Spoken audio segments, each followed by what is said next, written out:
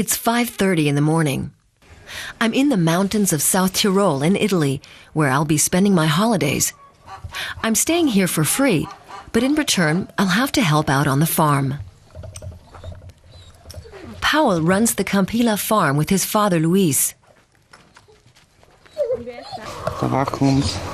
Together with Alsatian Lampo, Paul and I set off to milk the cows.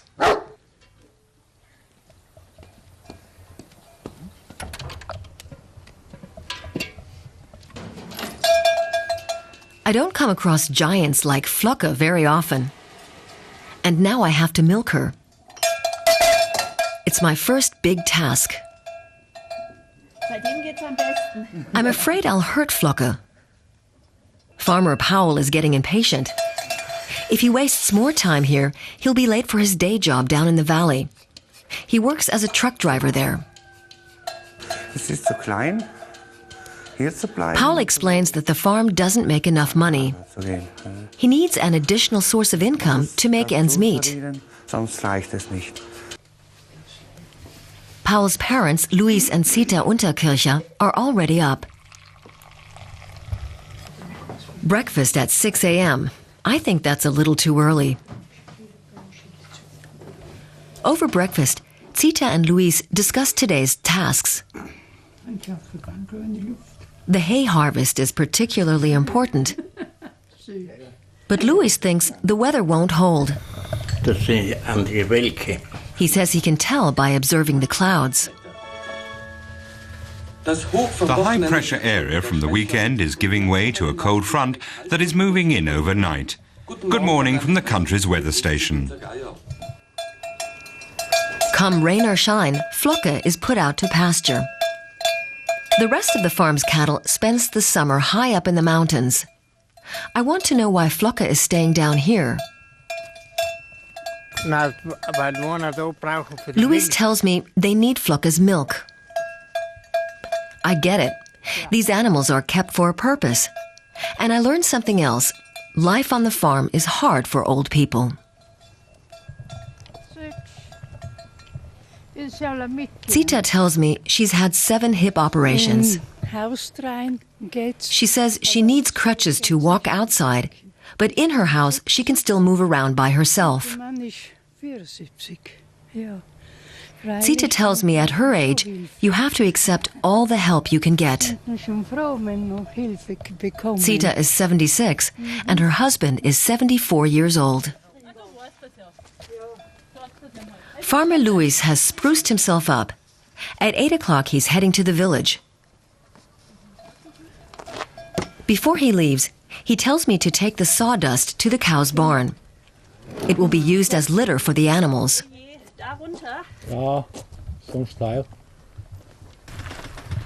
I'm still enjoying the work, but the day has only just begun.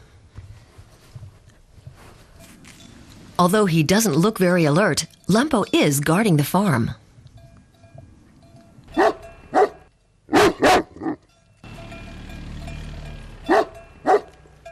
Angelika Schumacher is another volunteer here. Usually she works at a tree nursery. Angelika has already volunteered 5 times at this farm. By now, she feels quite at home.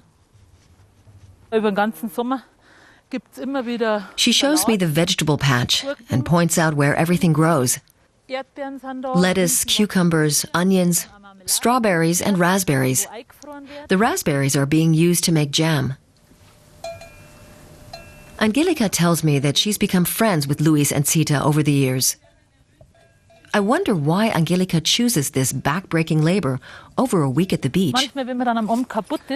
Angelika admits that there are moments when the hard work gets to her and when she counts the days until it's time to leave. But when she sees how much the family appreciates her contribution, she forgets all about the sweat and blisters. Angelika says it's gratifying to bring in your part of the harvest. Working out in the open, surrounded by this stunning landscape, it's the perfect escape from city life. But is everyone cut out for this? Zita tells me you have to enjoy hard work, otherwise you're better off spending your vacation elsewhere. I do enjoy hard work, but I'm also incredibly hungry. The first half of the day was exhausting.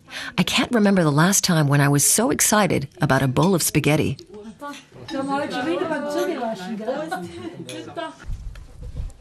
Until lunch, we've had blue skies, but now the clouds are rolling in. Zita asks me if I can feel the wind picking up. Zita offers a warm welcome to everyone who comes here to help out.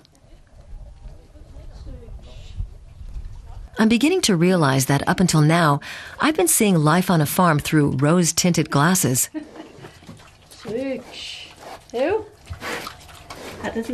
I ask Zita if the pig has a name. No, she replies. She simply calls it Pig. I guess it makes sense. The pig won't get very old. Next Christmas, it will be slaughtered. In the afternoon, Zita asks Angelika and me to go down to the potato field to check on the spuds. They're still too small. And Angelika shows me the large haystack that the volunteers have already brought in this summer. She explains hay has to rustle when you brush through it. Despite all the hard work, the harvest has been poor this year. More hay had to be bought. So was all this drudgery worth it? Angelika says the value of this work can't be defined in monetary terms. It's about preserving a way of life and a sense of belonging. These farmers have been living and working here for generations. We're expecting guests for dinner. Zita pulls out all the stops and cooks up a culinary feast. Angelika tells me we'll be eating a pig that was reared on the farm last year. Lampo manages to get his share of the meal. Monika Thala works for the organization that is coordinating the placements for volunteers in South Tyrol.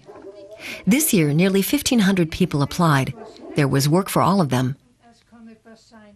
Monika tells me that there can never be too many volunteers. Volunteers tend to spend about 10 days at a farm, but that's not enough time to bring in the hay harvest, Monika says.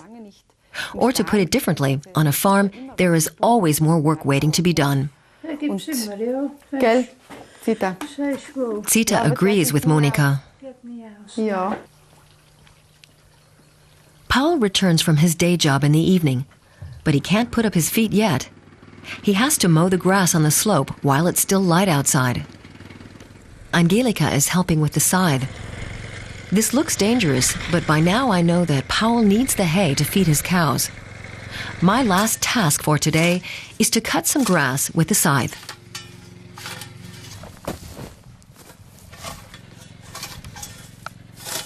Angelika shows me how to handle the scythe. She tells me to be careful. You can easily injure yourself with the sharp blade. I take her advice. I'm incredibly cautious. The scythe hardly touches the grass, but I do manage to cut some off.